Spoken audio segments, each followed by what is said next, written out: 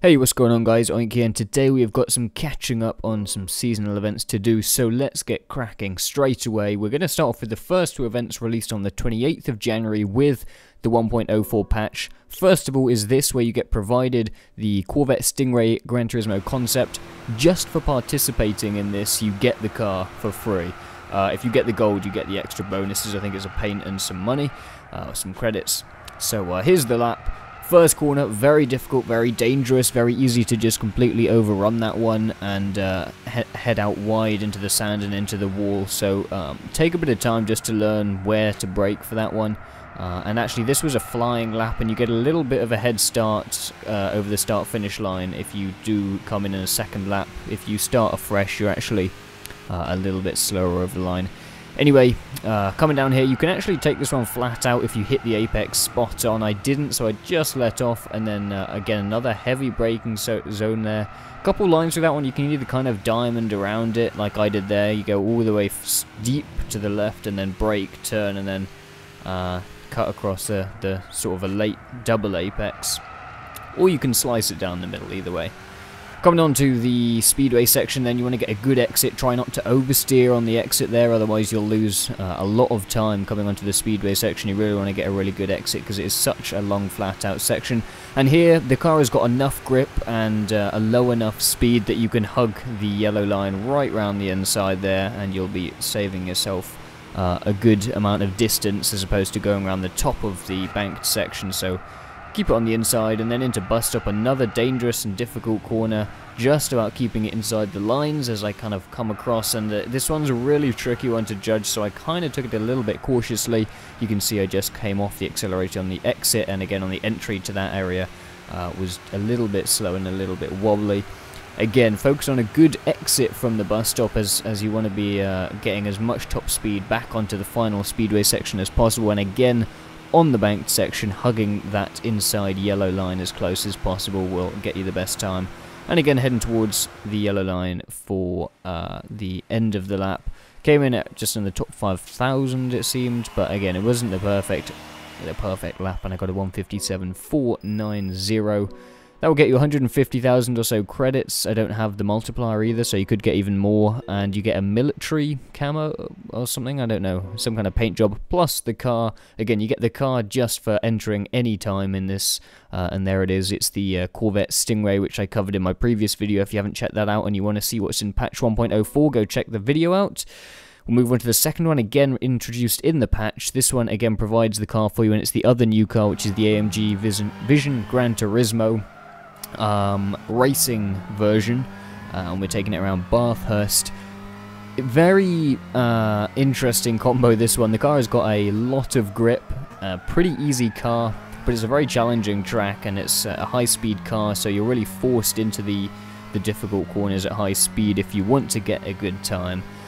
First corner wasn't perfect. Again, you want to get a cracking exit to get the most sort of maximum potential out of your car here, and it wasn't the best. And then coming in turn 2 is a scary one. I kind of brake quite late and just kind of come off the brakes and onto the gas very early. The car has loads of grip, and you can really hug that inside line. Down into these kind of banked left-handers, I downshift into fourth and then really hug the left-hander there in third gear, and then up the hill here, just let off slightly and get the apex, and it'll kind of tug you around the inside of the corner. Flat out until you get to there, at which point I downshifted to fourth. You probably could keep it in fifth if you got the apex just right, but again, stayed in fifth for that one with just letting off the gas. Very tricky section of corners here as we come down. Make sure you're really kind of keeping the line as flat as possible. You don't want to be going too kind of left, right. You want to kind of hit the angle right down the middle as much as possible, and then again through there just letting off, and then a kind of corkscrew left-hander, which I didn't hit perfectly. If you hug the apex on that one, you can actually kind of swivel the car just around. If you gas it quite heavily and you know, just put your foot down, the car rotates quite nicely. A little bit of oversteer, and as long as you don't oversteer too much on the exit, you'll find yourself coming around that. Shift just about on the red line. Anywhere after that and you actually lose torque and power, so make sure you're shifting on or just before the red line, otherwise you will lose a bit of speed on the straight.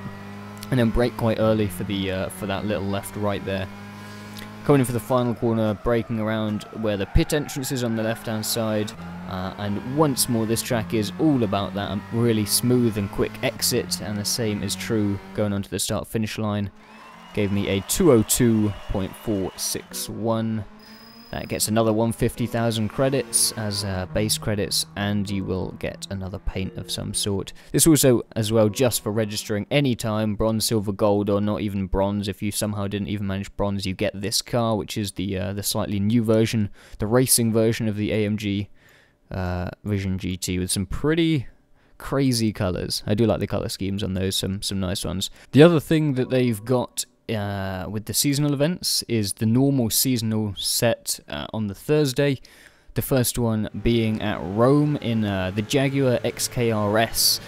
You can boost the performance very slightly, but it's on the sport hard tyres, and you'll find that as base tune it's a little bit understeer. I actually just clipped the wall on the entry to that one, but yeah, it's got quite a bit of understeer, and this is stock tune. You guys know that I generally don't spend too much time tuning or anything for these seasonal events, so it is a stock tune, but I mean, I'm sure you can find a slightly nicer setup if you do custom tune this one and add in a little bit more oversteer. Nevertheless, very doable with the understeer that it does have. I think I opted for some engine upgrades or something like that, maybe. Possibly a supercharger, possibly. Not too sure on that one though. But basically got it up to the performance points. And this one you really want to just kind of, at least if you go with the base unit and it is a bit understeery, kind of understand where the car's gonna be pushing wide, and focus on the apexes, especially at Rome. You can also use the curbs as sort of anchors. If you get your inner wheels kind of caught in the inside of the rumble strips, it kind of tugs you around the corner, and that can actually help quite a bit. So also a possibility here. I got a 14.9, so not the greatest. You need a 16.5 for the win, and that gets you 110 or so thousand and a special color. And then the final one, again from the standard Thursday set, is the Toyota GT86 at Trial Mountain. You can use the standard version or the 15th anniversary, which is the one that I chose, and a couple of performance upgrades. And this is also on the sports hard. The car is quite nice, handles quite nicely, not too much understeer, not too much oversteer. Generally, I think the 86 actually handles really nicely in GT6. I wasn't a big fan. I thought it was a bit dull feeling in GT5, but I think it feels quite nice in this. Anyway, generally second gear doesn't have much torque, so if you can keep it in third, try to keep it in third. You'll see that generally for most of these slower corners I do just kind of keep it in third, even though the revs go pretty low. Going for this one, make sure you're coming across the yellow hatched section to get the best exit, and again for this long straight you really don't want to oversteer or run wide and have to come off the gas at all. You want to make sure you get really smooth on the exit so you get a perfect nice run down this massive long straight. And then again here you need to be getting on the inside. The corner banks a little bit, and if you get right down the inside it'll just tug you around and you get a good exit speed coming up the hill.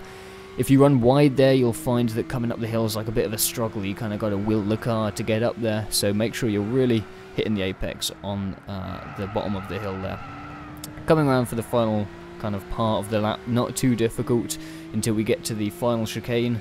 Coming here again, did go down to second here just to get the car to rotate a little bit more, but then quickly up to third. Don't stay in second for too long. Could have been a slightly better exit there, actually. It had a bit of spare track.